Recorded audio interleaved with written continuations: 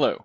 Today we are going to combine new features of both SQL 2022 and SQL Managed Instance to showcase the art of the possible.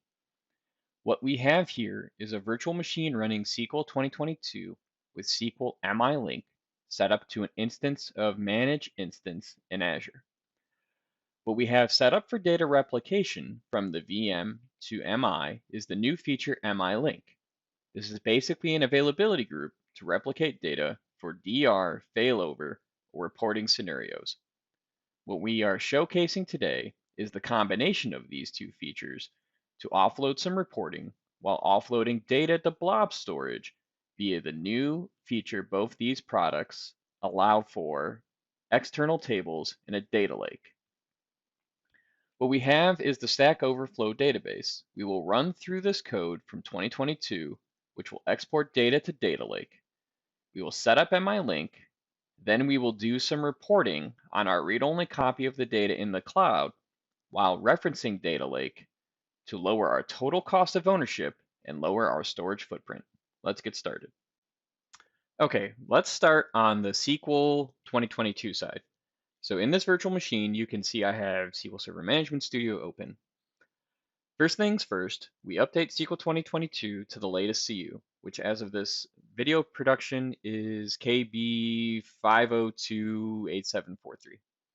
We have to ensure that we have Polybase installed. We need to configure Polybase, so we run our Polybase enabled command and our Polybase export. After we've done those, we create master key encryption by password. Use a much stronger password than I have chosen for this demo.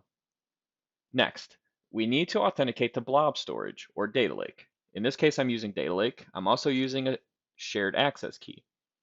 We run this bit of code. Make sure you put your SAS key where it says SAS key goes here, and make sure you remove that leading question mark. Next, we need to tell 2022 what is the path for our container in data lake up in Azure. So as you can see, I have SQL MI, which is the container, at my Blob storage account, Popo storage. Next, we need to tell 2022 what our format of the data will be stored in up in data lake. We're going to use Parquet because I hear that's what the cool kids use nowadays. Next, and lastly, we're going to create an external table. So we're going to use the badges table out of Stack Overflow. So we create that external table. We use our location, which is going to be a folder in Blob storage, the data source in the file format, and when we run that code with select star from the database and the badges table, it will export the data out to data lake. Okay, I've exported my data out. Now let's ensure that it's really there. I'm going to run this count command from badges external. As you can see, we're going to have a little over 1 million records. And when I click on the execution plan, we're going to have this remote scan operator. The remote scan tells us that we indeed are scanning data over our public access point stored in data lake. What we have here on the screen is a snippet of the code used to set up MI link. We have other YouTube content that will show you how to do this, so we will skip this actual setup step here today. We will link to one of those previous videos in the description below for your viewing pleasure. All right, what we have here is our SQL Server Managed Instance. We have the database available for read-only copy, and we have the badges external table because we replicated it from on-premise. So if I go ahead and run that, you'll still see in the execution plan that remote scan operator. Next, we're going to pick on user 7598. We're going to run a query that joins both badges external with the users table. And as you can see, we get back some data.